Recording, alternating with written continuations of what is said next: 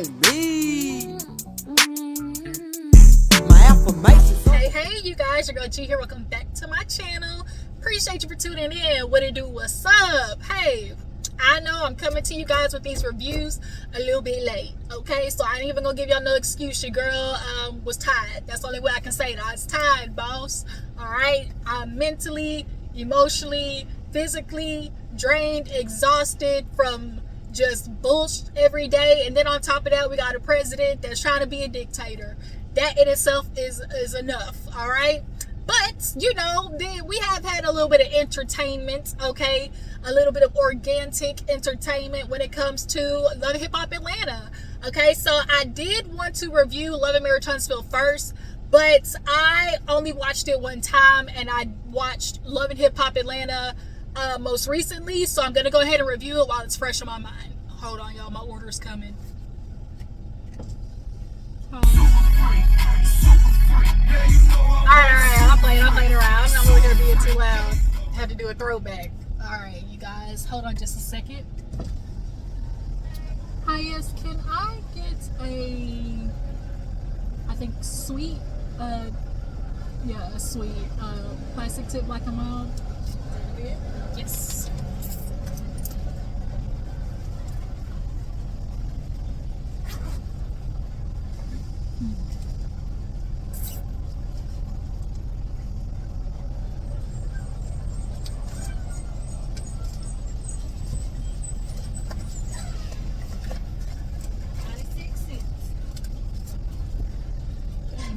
Go ahead and keep the change.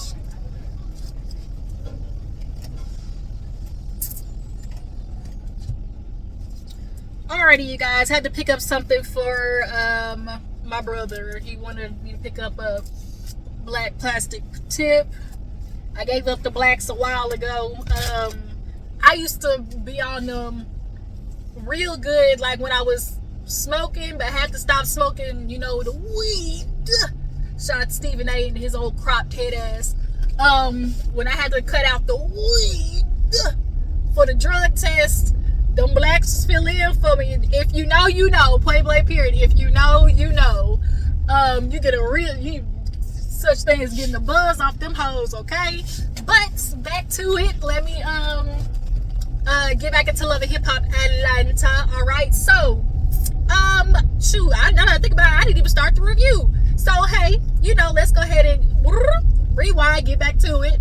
If you're new to your girl's channel, god dang it, now this gonna overheat. Y'all, I'll come back to y'all. Deuces. Unpredictable. So try to roll with me, baby. Alright, you guys, your girl G is back. Let's try to hurry up and get into it. Love and Hip Hop Atlanta finally before my phone decides to overheat again. Y'all, it is so goddamn hot out here, and my phone is on like my little phone car thing or whatever, majig, but it's black, so literally it's absorbing heat all the goddamn time. But yeah, let me go ahead and get into it. So Love and Hip Hop Atlanta, we opened up sorry, shoot, what did the heck we opened up with for the episode of Love and Hip Hop Atlanta?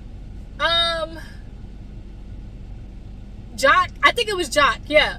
Okay, so Jock walks out of the courthouse. They find out news about his brother, in which they did grant him his bond.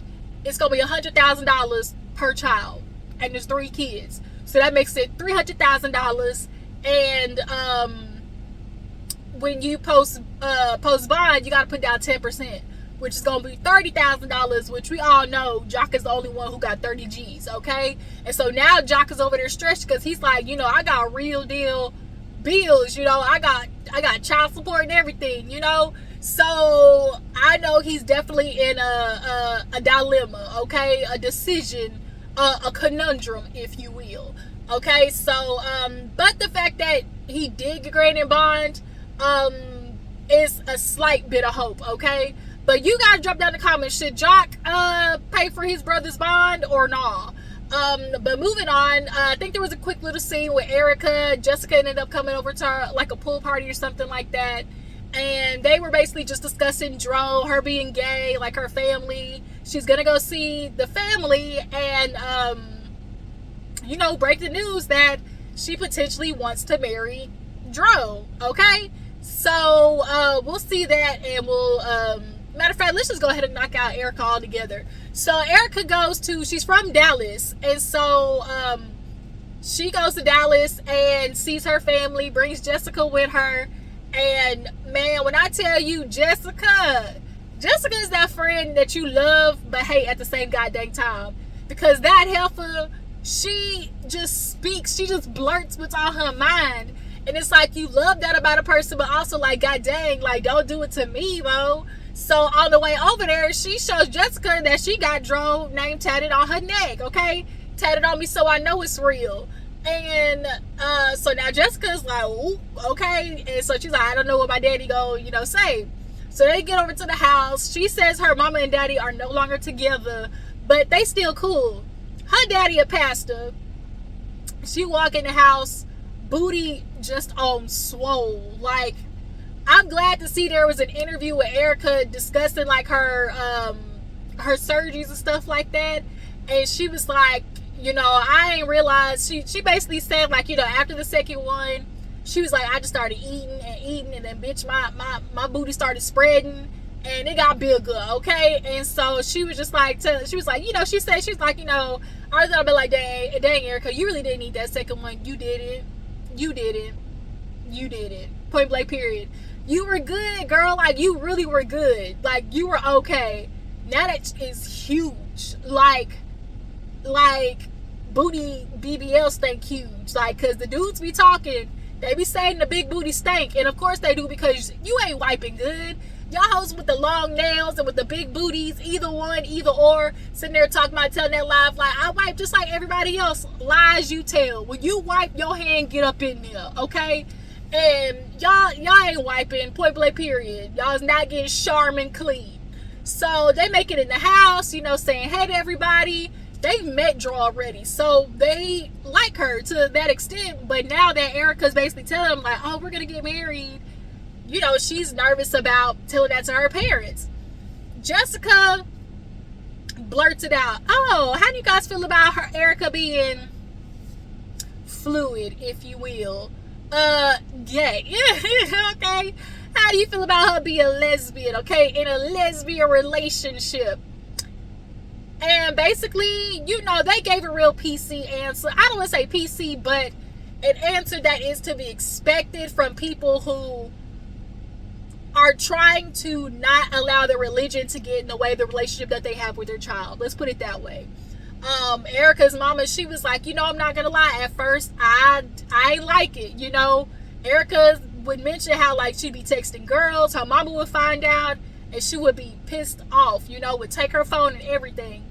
And obviously now that she's grown and older, I think once parents realize like, your child is grown, older, you can't do nothing, they're gonna have to live their life. You just are gonna have to decide whether you're accepting it or not. And the mom said, I've come around.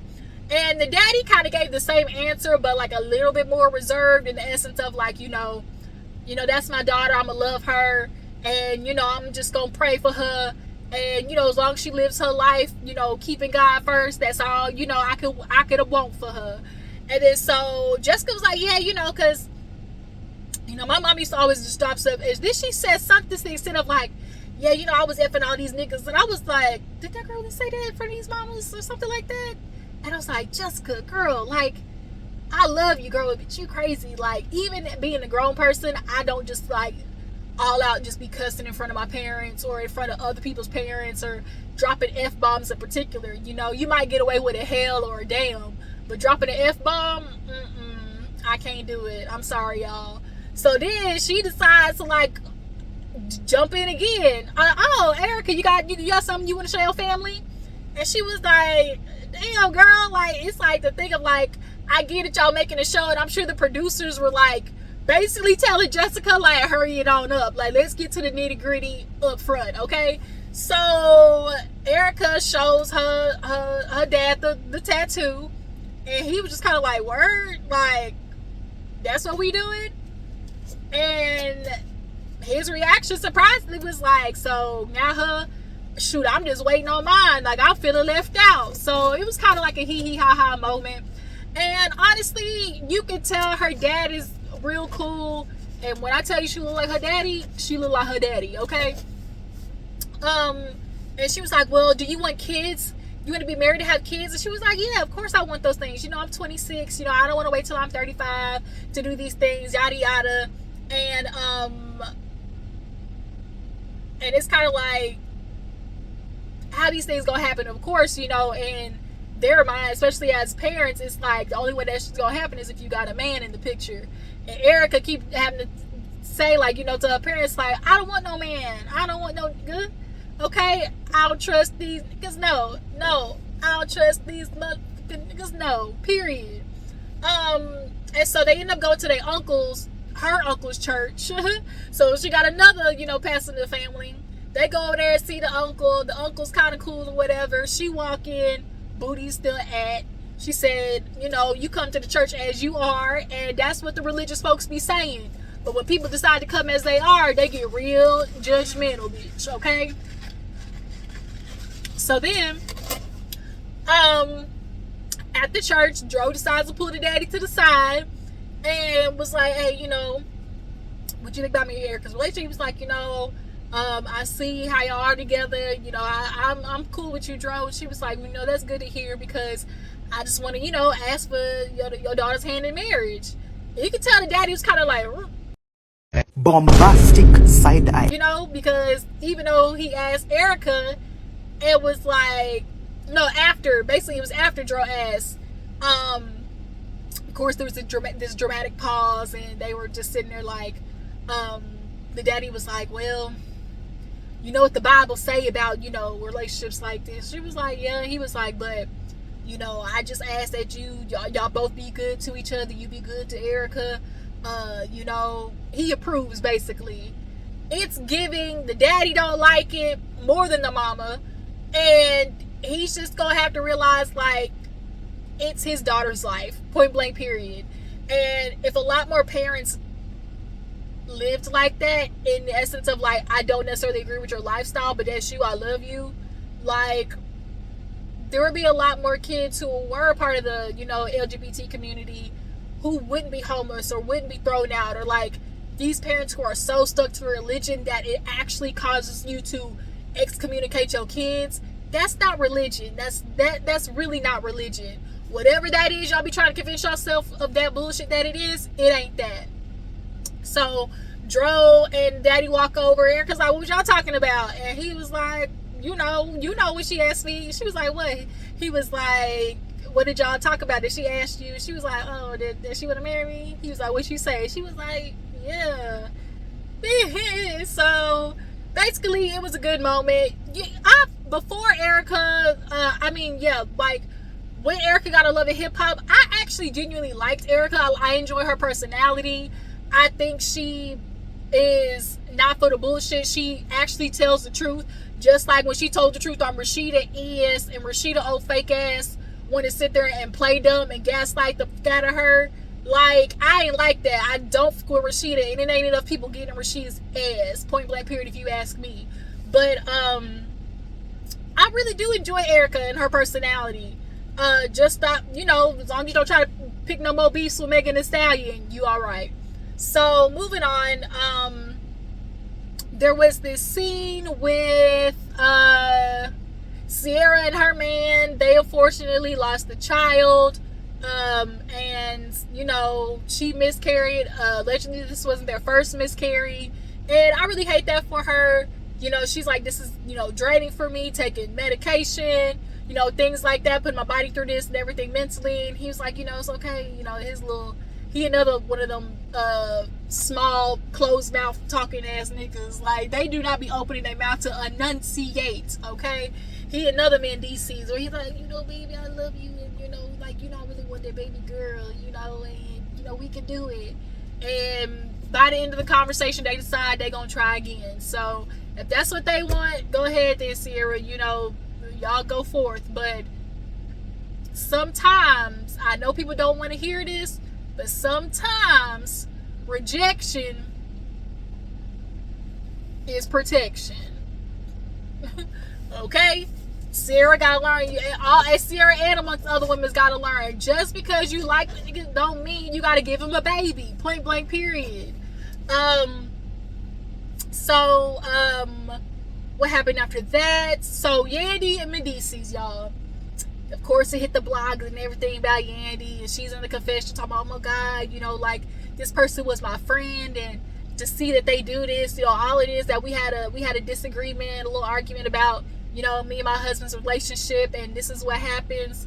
So if y'all don't know, Yandy had her gay best friend that basically blasted her for having a nigga over there across the waters in Paris, London, okay? And it took over.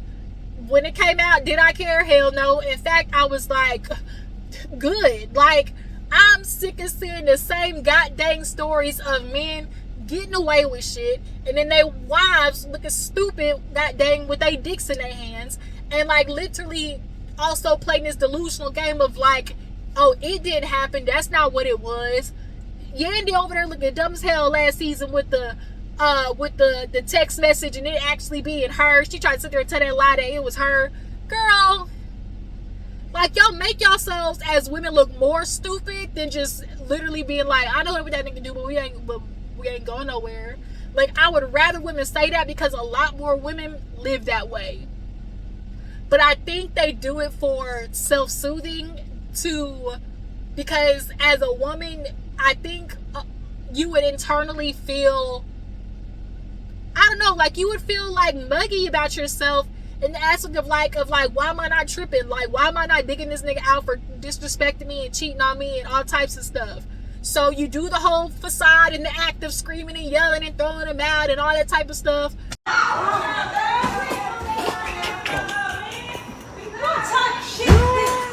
Just for you to take it back 2 days later, girl, save it. Like, you really just save it. You're going throwing yourself in highs and lows of emotional whiplash for no reason if you're going to take them back. So, like, it's all for show, really.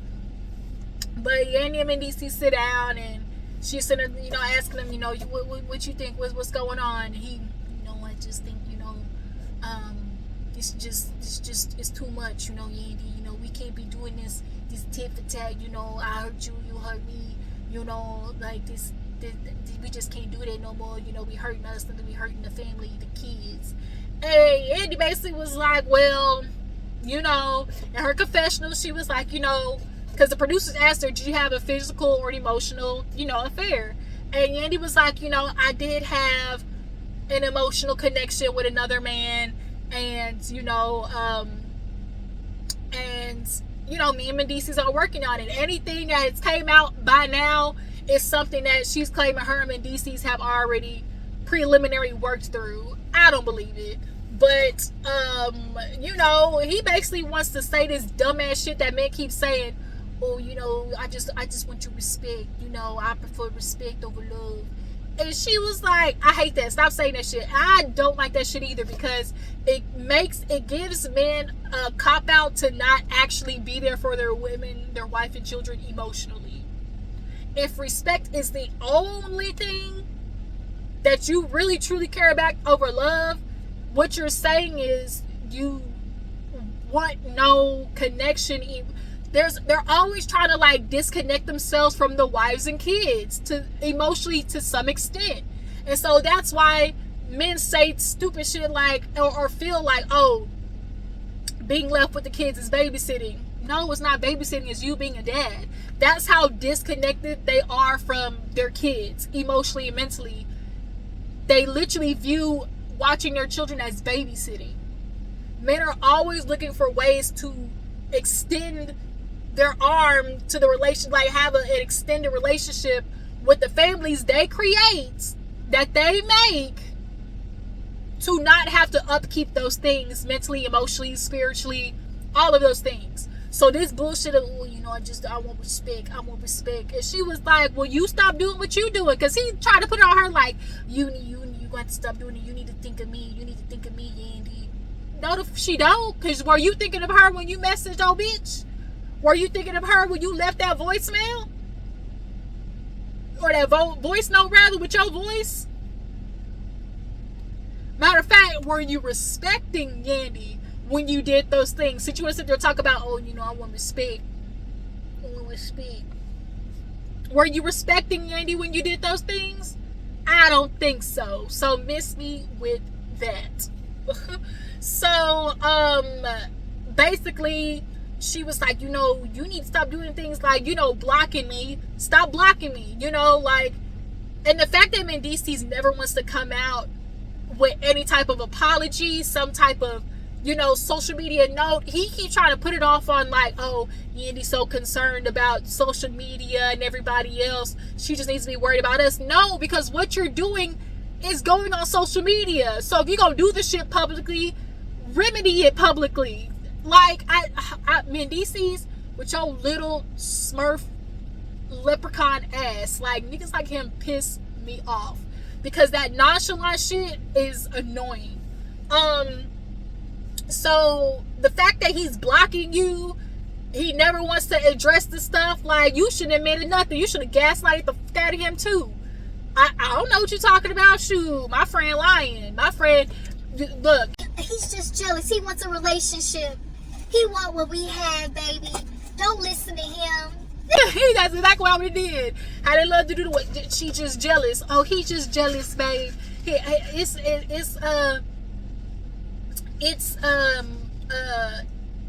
just want what we have. They want to see our love fail. That's what I would have did.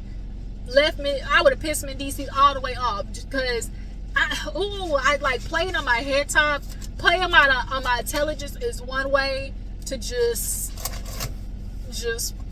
you know, like I can't. Ooh. I'm so tired of y'all hoes. I wish I could just come through the screen and punch all y'all. Yeah, basically both of them agreed, you know, as Yandy said, you know, we went through this, we were fighting, you know, through my situation, we were fighting, you know, through moving down here because Mendeecees wanted to come to Atlanta when I didn't, we're fighting. So that's what we do right now, we fighting. And when she said that, my ears kind of perked up like, what you mean, Yandy? Mendeecees wanted to move to Atlanta while you wanted to stay in New York. It's giving Splitsville, okay? Y'all need to go ahead and split. And it's giving Mendeecees is doing all the shit he can to make Yandy leave him, because he knows he would be the asshole for initiating the divorce after she did all that shit that she did and supported him while he was in jail. A lot of men are cowards when it comes to breaking up relationships, knowing that they don't want the woman, and they will do everything they can to make the woman break up with them versus just breaking up with the woman. Because I don't want to be the bad guy. Well, you are the bad guy. Matter of fact, you're even worse of a guy because you know you're treating this person wrong when you don't have to. You don't have to add damage to the equation the way you're doing when you could just walk away. But they don't just walk away because there's a benefit to having this person in my life. So as long as they allow and they keep, you know, sufficing with being stupid and staying loyal, being a ride or die and then die again and then die again, just like Yandy did, I'm gonna let her do it, you know. So, but the problem is Yandy is holding on for dear life and is pissing Mendeecees off. He taking his ring off. He doing everything he can to show Yandy I ain't in this shit. And Yandy is holding on tight for dear God, okay? So, after that, we see, was Scrappy in this episode? I don't think so. So, Lil Zane has a little song release party. The song was cute. You know, it wasn't terrible. Like, we've heard worse songs. It was giving, you know, a rapper song. It wasn't bad. But I just can't get over how short that nigga is and how small and tiny he is. Like, you have to be tiny too. Like, Ashley, like, you can't be too much bigger than him, because the minute you get on top and start riding, you break that nigga in half. Like, I need some nigga with some weight to him, okay? What did that song say? Tied up with them little pups. She want a big dog, okay? I need a big dog, period. So they have this little listening party. Zane is over there with his mama Ashley, his dad, And, you know, they're just discussing stuff. He's like, oh, you know, I'm just glad to see everything here. I know we've had some issues, you know, Ashley, my mama. And Ashley goes right into it. You know what? Ashley, oh, I forgot. Ashley sat there and talked to Zell and who else was it? It was Zell and somebody else. But basically, Ashley, y'all, glow up. Okay, the hair looking good. Body is tea. Face is looking nice and, you know, just supple. All right, it's not looking overstuffed, overfilled. She was like, you know, do you guys notice anything different? And they were like, and she was like, you know, I just got a little touch up, just a little filler right here and right here. And Zell was like, oh shoot, like, okay, like, that's good, you know, don't do shit else, all right? Don't you become part of the typeface squad. And Ashley, don't you do shit else. I'm serious. Like, don't you touch your face because you are a gorgeous girl, all right? Don't do shit else, mama, all right? So, I was just like, because Zell was like, all right, keep it at that. Because everybody has had the same reaction. That's it. If you want to get your titties done, I would say, okay, you know, down the line, sure. But don't. And with Ashley doing all these upgrades, okay, you know, Zane gonna do everything he can to keep Ashley on his side, all right? So he performs his song. Ashley's like, oh my God, you know, this is just like my dream, you know, ever since I was a teenager and saw him, I loved him, you know, like I'm living my dream of being with my crush and he's living his dream by being in the music industry. And it's just like, ugh, Ashley, the reason you stay with this man because he's this rapper, and in your mind it's just like, girl, you have no idea. But yeah, at the table, Ashley was getting with the mama because Zane's mama was like, yeah, Ashley, you know, at first I might not have been as fond, but to see how you love my son, she was like, how you stuck beside him or something like that. You know, I do love you and everything like that. And she was like, oh, word? She was like, it don't feel like that sometimes. It always felt like you preferred Michelle over me. You know, the fact that, shoot, you don't even know my kids' birthdays, but you know Michelle's kids' birthdays, and a kid that ain't even Zane's birthday. Like, what? And Zane was like, oh, okay, let's have this conversation another time. And was there another time for the conversation we had? Yeah, sure. But the fact that that's what the mama is really acting like you don't even know. Forget the fact that it's Ashley's kids. Those are your grandkids. And you love your son so much, but you don't know his kids' birthdays. Bump Ashley. Take Ashley out the equation. You don't know your son's, your grandkids' birthdays. Mama, you on that passive-aggressive bullshit. Period. So at the listening party or whatever, I think Scrappy came, had his shirt all bedazzled, looking real 2010s, you know, party like a rock star base. And Kirk and Rashida show up, and Yandy and Mendeeces are there, right? And so Kirk is over there speaking with Scrappy, Jock, and basically, you know, they tell him about what Mendeecees was saying, you know, talking about, yeah, you know, he had a lot to say about you being on his zick, basically. They were like, yeah, you know, he just kept talking about, like, why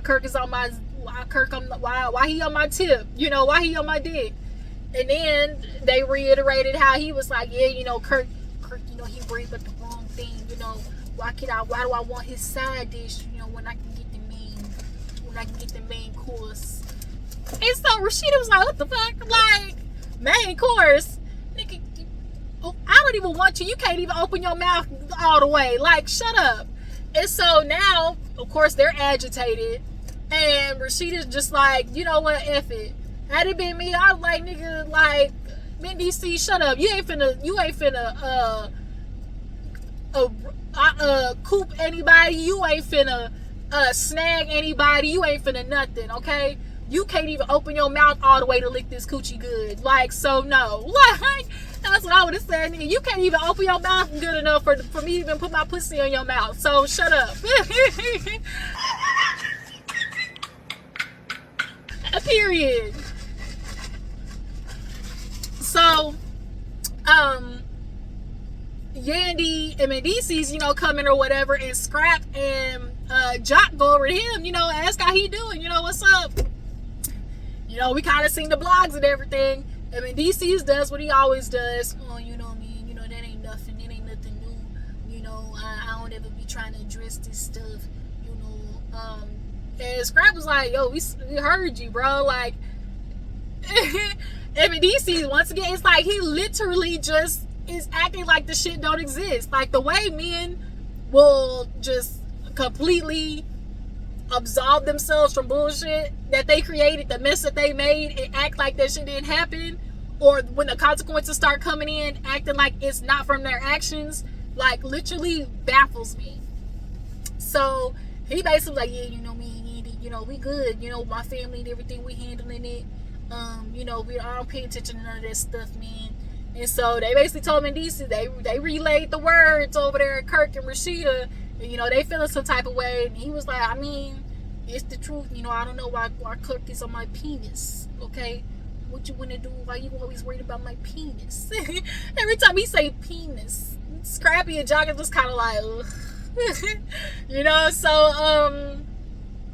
Yandy is over there sitting down, and it's Kendra and Ashley. They come over there, you know, they try to get the tea, and Kendra's like, girl, how you doing? You know, I'm checking up on you, because obviously I've seen everything. And Yandy's like, yeah, you know, she was like, girl, you the hot topic. She's like, you know, I'm always the hot topic. Everybody always want to talk about us, da-da-da-da. She's like, you know, how you doing? Because, like, well, you seen it, girl. And she was like, for the first time, Yandy actually halfway admitted some shit, right? So she was like, yeah, you know, we going through some things, but it ain't nothing that we haven't talked through or haven't tried to work on before. And so Ashley was like, well, is the stuff that they're saying true? Like, because that was Mendeecees' voice, right? And Yandy was like, yes, that was Mendeecees. I mean, there's no denying it. That was him. But the things that they say he did, like, didn't happen. He told me, like, he never went to, like, they never met up. Yandy. See, that shit that pisses me off. It's like, if you know your nigga ain't shit, don't, like, halfway ain't shit him. Like, he all the way ain't shit, right? Like, this thing of, like, trying to clean it up for Mendeecees, stop doing that. Like, period. Because he not trying to clean shit up for you.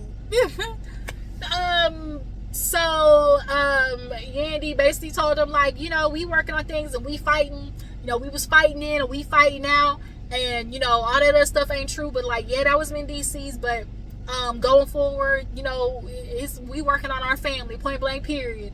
And so Ashley's like, you know, I'm sorry, okay, then, if it's not true. But Ashley, the confessional, was like, lies you tell, bitch. Like, it ain't adding up. That's his voice, but he didn't meet up with the girl. Okay. Whatever you say, girl. So, yeah, I think that was it. So Rashida and Kirk, they lead a party. Rashida, oh, I'm annoyed. Like, let me get up out of here. Why have Kirk and Rashida and Yandy Mendeecees not had they day in court with each other? Like, because that needs to happen ASAP. Point blank, period. So Rashida and them leave. You know, Yandy and Mendeecees disturb her energy so much she had to leave. But Rashida, you be talking all that cash money shit, but then, especially confessional, you confessional ass gangster, but never want to say shit to people's face. Like, that's because all of this is happening because of Kirk and Rashida. In particular, Kirk, because you were so busy trying to get the heat off your ass, you pulled a Martell move and decided you was finna, you know, blow up everybody else's spot. You was finna let me throw this heat on Mendeecees. And Mendeecees, he basically snitched in a sense of, like, he, in the words of niggas, like, dry snitch. He basically kind of, like, admitted in a way, because when he was talking to Scrappy and Jock, he was like, yeah, you know, I don't get it. Like, why are you doing all this pussy behavior? You know, I don't be talking about nobody. I don't be talking about what he doing. You know, I'm not the type of guy. You know, I don't dry snitch. You know, I don't talk to nobody because I'm not on the stand. I was like, Scrap is like, whoa, wait a minute. Like, I ain't never heard Mendeecees talk like this before. What the fuck? So, it's just kind of like, the fact that Kirk hasn't called Mendeecees up or just like flat out had it out with him suggests to me that he a little bit scared. Okay, that's how I'm feeling. It's giving real pussy based. Okay, but moving on. What else happened in the episode? Kirk and Rashida, they're back at the house in one scene. And basically, Rashida is letting Yandy have it. She's basically doing, slut shaming. Oh, I can't believe people constantly want to talk about us. Mendeecees, he over there being a house husband while Yandy got a bunch of random dicks in her mouth. I was like, Rashida, is this really the road you want to go down? Is this really the hill that you want to die on? Because no matter how bad the shit is that Mendeecees did, it's never gonna amount to the shit that Kirk did. Like, but you got a whole ass baby. You got a whole ass baby to represent the shit that Kirk was doing, right? Like, you and Yandy are the same exact people. Y'all just going about it differently, period. Like, y'all really should be kumbaya over the fact that y'all don't mind being sister wives with y'all's husbands. But you want to sit here and, like, get your chest all swole. Like, girl, you in the horse she rode in on. Like, Yandy, I don't fuck with Yandy, but she had a right to be pissed off and, like, mad about Rashida, like, kind of, like, going in on her and not really telling her the truth. And so Rashida would rather just, like, basically double down instead of apologizing, or at least just acknowledging that a lot of this shit popped off because of Kirk and her. So yeah, I just found that shit just real. I ain't like it. I ain't like it one bit. So I'm trying to think of what else happened. Did I miss anything? Kirk and Rashida. I don't think Scrappy was in this episode. Jock listening party. Sierra and her dude. Ashley and Zane. I think that's it, you guys. If I missed anything, I'm sorry. I apologize. Y'all drop it in the comments if we talk about it, or if I might come back and insert it anywhere in here. But yeah, you guys, like, I just love Hiphop Atlanta. Really is. This actually has been a pretty decent season, if you ask me. There's a lot more stuff to chew on this season because it's organic, and people's lives is really, well, semi really on, national TV. Yandy and Mendeecees, y'all want to do this half-ass shit, then get off the show. Scrappy, he ain't shit either. Well, at least we can say he put his life on TV, okay? He brought the whole baby mama down and put her in a house so she could be on TV, okay? And now Sierra, she letting it all out, okay? She letting the chopper sing. Talking about Mendeecees, I've been staying out your business, but nigga, I got proof. I got receipts, okay? I got receipts. Do I need to bring the receipts, baby girl? Because I got receipts. I got receipts on your ungodly behavior while you out here slinging that minuscule dick, all right? Because he was over there messing with another married woman, allegedly named Angie. And it makes sense why that never came out, because Angie married. So, niggas know I'm gonna have to mess with a girl who ain't got shit to lose, or who got shit to lose. Like, we both need to be in the same situation of where we know both of us gonna keep it on the low, on the hush hush. Okay, you gonna be my slide, you gonna be my little yeah, all right? Come meet me after dark, all right? And because of that, Yandy, all I'm gonna say, in the famous words of Monique, if that nigga don't work, get another one. That nigga don't work, get two niggas. Get you two niggas, all right? Because dealing with this with Mendeecees is not for the glory of the kingdom, point blank, period. But yeah, you guys, that was Love and Hip Hop Atlanta. Like I said, if I missed anything, I apologize. I feel like I kind of got the gist of the majority of the episode. So y'all drop it in the comments. Tell me what you feel about everything. What do you guys feel about Ashley and her revealing about, you know, Lil Zane's mama not even knowing the kid's birthday?